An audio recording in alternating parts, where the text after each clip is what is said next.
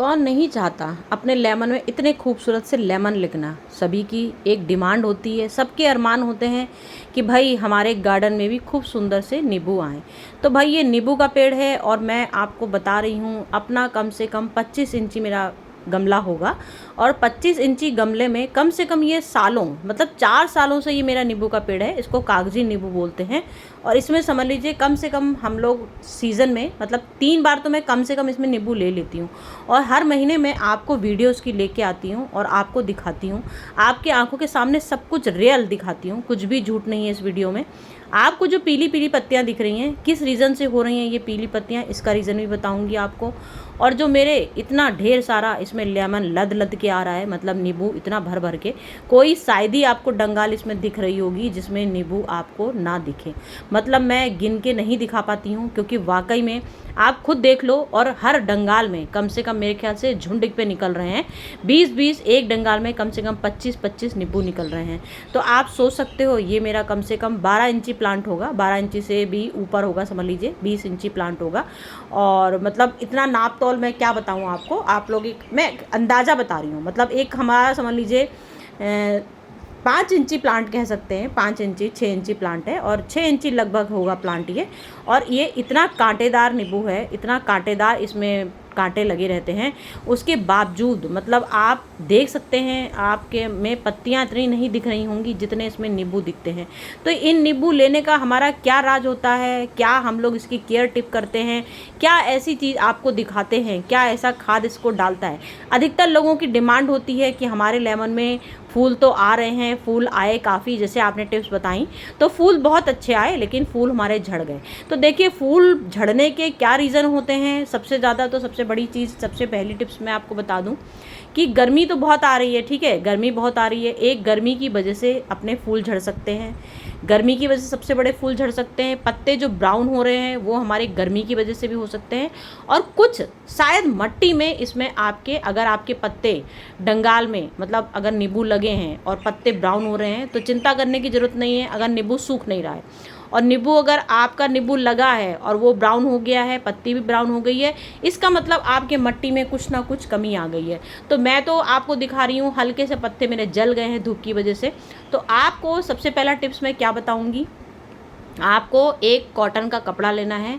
उस कपड़े को जितनी, जैसे अपनी धूप सुबह की सूरज जो अपनी रहती है वो लाइट धूप रहती है, जैसे अपने सुबह 7 बजे से धूप निकलती है तो आप 10 बजे तक बस इसको धूप दीजिए। उसके बाद इसमें एक कॉटन का कपड़ा उड़ा दीजिए। तो ये जो आपकी ब्राउन ब्राउन जो पत्तियां जल रही हैं तो ये आपकी जलनी बंद हो जाएंगी।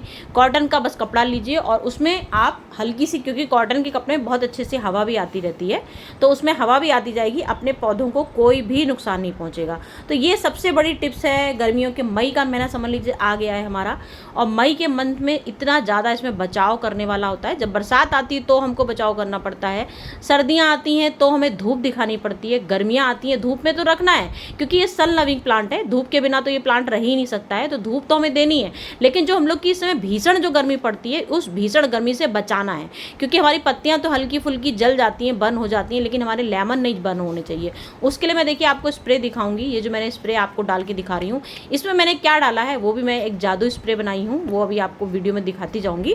बस आप मेरी वीडियो देखते जाइएगा भाई, क्योंकि मेरी टिप्स कभी भी आपको कोई गलत नहीं लगेगी। कभी भी कोई आपको कंप्लेन हो तो आप मुझसे बता सकते हैं। कई मेरे व्यूअर्स ऐसे होते हैं जो मुझे बताते हैं, आंख बंद करके विश्वास करते हैं और बोलते हैं मैम हमारे सच में लेमन काफ़ी टाइम से नहीं आ रहा था, लेकिन आपने जो जो टिप्स बताई हमने फॉलो करी और सच में हमारे लेमन में 5 साल से लेमन नहीं आ रहा था और अब हमारा लेमन आने लगा। तो ये देखिए कुछ फर्टिलाइजर लेके आ गई हूँ, कुछ ऐसी खाद लेके आई हूँ, मिक्स खाद है। ये मेरी 2 चीज़ें की हैं, 2 चीज़ें इसमें मिक्स हैं, वो मैं आपको बाद में बताऊंगी। बस आप ध्यान से देखिए कि मैंने इसको पूरी रात भिगोया है। गर्मी का टाइम चल रहा है इस समय, तो गर्मी में हमें एक रात भिगोना है, एक रात ही इसका पावर काफ़ी आ जाएगा। कुछ चीज़ें ऐसी हैं जो मैंने 4 रात भिगोई हैं, कुछ चीज़ें ऐसी हैं जो मैंने 1 रात भिगोई है। तो उन सब का फर्टिलाइज़र बनाना है, क्योंकि इस समय हमारा मई की भीषण गर्मी चल रही है। तो इस समय समझ लीजिए खाद हम लोग को इस समय कुछ भी नहीं देना है। सबसे पहले जो हमारा काम ये होता है कि अप्रैल के मंथ में हमको इस समय वर्मी कंपोस्ट देनी रहती है। तो अप्रैल का मंथ तो हमारा बीत गया है जो मैं वर्मी कंपोस्ट डाल चुकी हूँ। इस समय हमारा मई का मंथ चल रहा है, तो मई के मंथ में हमें इसमें फर्टिलाइज़र ही लिक्विड देना है। अब मैं आपके पास पास एक लहसुन का जादू लेके आ गई हूँ, जो मैंने भी आपको स्प्रे दिखाया था। तो ये लहसुन का ही जादू था जो मैंने स्प्रे में भरा है। तो आपको क्या करना है, आपको पूरी एक, जैसे आपके लहसुन कितना आपका प्लांट है, कितना बड़ा है, और आपके कितने कीड़े लग रहे हैं, कीड़े लग रहे हैं नहीं लग रहे हैं। एक लहसुन हमारा कीटनाशक दवाई होती है, पत्तों में चमक लाता है, और इसमें सल्फर इतना भरा होता है तेज़ी से। तो आप इसका बहुत अच्छे से उपयोग कर सकते हैं। इसको आपको बहुत अच्छे से कूट लेना है।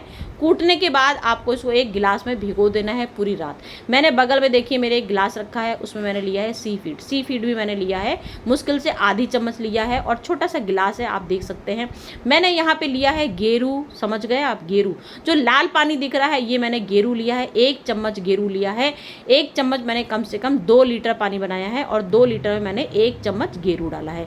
तो इन सब चीज़ों का क्या इस्तेमाल करने वाली हूँ, कैसे कैसे इस्तेमाल करके आपको दिखाऊंगी, सब कुछ मैं आपको वीडियो में दिखाने वाली हूँ, कैसे कैसे हमको इसका इस्तेमाल करना है। तो चलिए स्टार्ट कर देते हैं। सबसे पहले तो हमेशा हम आपको दिखाते हैं कि वीडियो में हमेशा आपको दिखाते हैं कि जो हमारा गमला, जितना भी आपका गमला हो, आपको 7 दिन, अब तो गर्मियाँ बहुत तेज़ पड़ रही हैं, तो चलिए 10 दिन में गुड़ाई करिए। लेकिन गुड़ाई करना बहुत ज़रूरी होता है, सबसे पहला पॉइंट होता है प्लस पॉइंट, क्योंकि जड़ें अगर हमारी खोखली हो रही हैं, जड़ों में सबसे पहले हमें पीएच लेवल, गुड़ाई का मतलब होता है कि हमें अपना मट्टी का पीएच लेवल देखना है, हमारे मट्टी में कोई कमी तो नहीं आ रही है कहीं, इसकी वजह से तो हमारे पत्ते ब्राउन नहीं हो रहे हैं। सबसे पहला रीज़न हमारा यही होता है कि हमारे ब्राउन पत्ते आखिर क्यों हो रहे हैं। गर्मी की वजह से जो हो रहे हैं वो तो एक नेचुरल चीज़ है कि चलिए गर्मी बहुत हो रही है, हमने चद्दर उड़ा दिया और ठंडा ठंडा उसमें पानी डाल दिया, तो उसकी कमी दूर हो गई। फिर हमको गुड़ाई करने का मतलब यही होता है कि हम गुड़ाई करके देखेंगे कहीं हमारे कोई गल तो नहीं रही है कोई जड़, क्योंकि गुड़ाई से पता चल जाता है, आपको जो रेसे दिखेंगे, रेसे से पता चल जाएगा आपकी अगर हल्की हल्की सी आपकी जड़ काली काली सी हो रही है, तो इसका मतलब आपके जड़ में हल्की सी दीमक लग रही है। तो इसीलिए हम आपको गुड़ाई करना बताते हैं कि आपने गुड़ाई तो कर ली। गुड़ाई का मतलब यही होता है अच्छे से, खूब अच्छे से गुड़ाई करिए, क्योंकि जो भी हम खाद अब इसमें डालेंगे तभी उसका असर आएगा जब आपकी पूरी ऊपर की मट्टी नीचे और नीचे की मट्टी ऊपर आ जाएगी। तो यहाँ देखिए मैंने सी फीड लिया हुआ है 1 चम्मच, सिर्फ 1 टीस्पून लिया है। 1 टीस्पून को हमको कितने हिसाब से डालना है, मतलब ये देख लीजिए मैंने 1 गिलास लिया है, और ये हमारा समझ लीजिए 1 टी कप है, बस टी कप के मान मैंने आधी चम्मच समझ लीजिए सी फीड डाला हुआ है। तो सी फीड हम इसलिए डालते हैं क्योंकि इससे हमारे पौधों की ग्रोथ दुगनी हो जाती है मई के मंथ में। इस समय रसीले जो नींबू आते हैं वो हमारे सी फीड से ही आते हैं।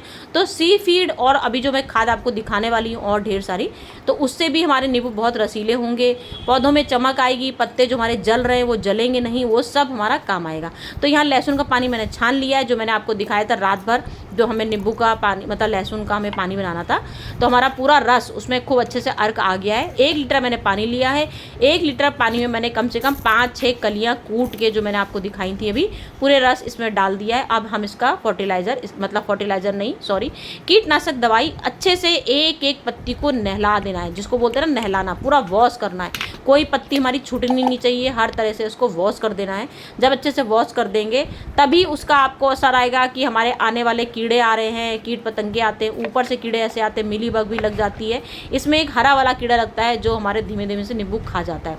अब यहाँ जो मैंने भी आपको स्टार्टिंग में दिखाया था गोबर, तो ये मेरे उपले हैं जो मैंने कम से कम 4 रात भिगोए थे उपले। तो ये मेरा उपले का फर्टिलाइजर है। इस समय हमारे समझ लीजिए ठंडा, जो हमारे इस समय समझ लीजिए जड़ों में वरदान का काम करता है। मई के मंथ में अगर आप जड़ों में इसमें उपले का पानी कैसे डालना है, आपको समझ लीजिए आपने आधा उपला लिया है, आधा उपला आपको पूरा 1 लीटर पानी में डालना है, और उपले को बिल्कुल छोड़ना नहीं है, बिल्कुल निचोड़ना नहीं है, बस जो पानी उसका निकला है बस वही डालना है आपको।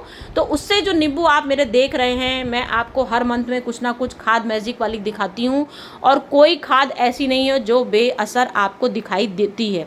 कुछ आपको कभी ये नज़र नहीं आएगा कि हमारे नींबू सूख रहे हैं, हमारे पत्ते खराब हो रहे हैं, हमारी कलियाँ बनी और कलियाँ हमारी गिर गई। अब जो मैं आपको बता रही हूँ कि भाई आपकी कलियाँ बन रही हैं वो गिर रही हैं, तो उसका रीज़न मैंने आपको बताया कि आपकी मट्टी में आपका गीलापन या तो हो सकता है, आपने पानी सोचा गर्मी बहुत पड़ रही है तो 2-2 बार आप पानी डाल रहे हो। तो पानी कभी भी लेमन प्लांट में नीचे हमेशा तनों में पानी भरा रहता है, इसके तनों में ऐसी एक शक्ति होती है जो पानी स्टोर करा रहता है। तो कभी आप ये गर्मी के टाइम पे ये मत सोचिए कि हमारा नींबू सूख रहा है तो पानी की वजह से सूख रहा है। पानी आपको इसमें हमेशा, अब गर्मी का टाइम पे ये होता है पानी डेली डालना है, लेकिन आपको नियम से मतलब देखना है कि नाप तौल आपको मट्टी के अनुसार। मैं तो आपको सिर्फ बता ही सकती हूँ, आप खुद चेक कीजिए उसमें मट्टी, नीचे तक उंगली डाल के देखिए, नीचे से एक थोड़ी सी मुट्ठी से मट्टी निकाल भी लीजिए तो आपको पता समझ में आ जाएगा कि आपकी मट्टी में कितनी नमी है। तो एक पत्ता जो कलियाँ आपकी गिरने का रीज़न हो सकता है, वो भी रीज़न हो सकता है। अगर आपकी कलियां बन रही हैं तो पानी डालना बिल्कुल बंद कर दीजिए। 4 दिन में सिर्फ एक बार पानी डालिए, इस बात का ध्यान रखिए, तो आपकी कलियां कभी नहीं गिरेंगी। और कलियों के साथ जैसे अगर कलियां लग रहा है गिर रही हैं तो उसमें आप क्या करिए, एक चम्मच हल्दी लीजिए, पानी घोल लगाइए हल्दी में और वो हल्दी अपने इसमें डाल दीजिए। अगर आपको ऐसा लग रहा है कि हमारी कलियां गिर रही हैं तो आपकी हल्की फुल्की जो फंगस मट्टी में होगी वो आपकी हल्दी दूर कर देगी।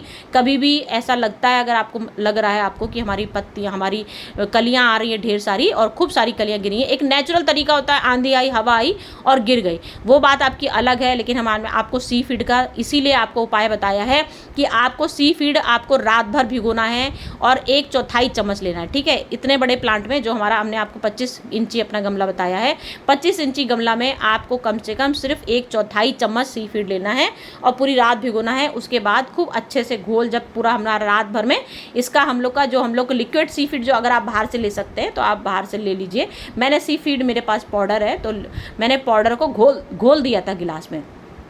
और लहसुन का तो मैं आपको तरीका बता ही चुकी हूँ कि आपको क्या करना है।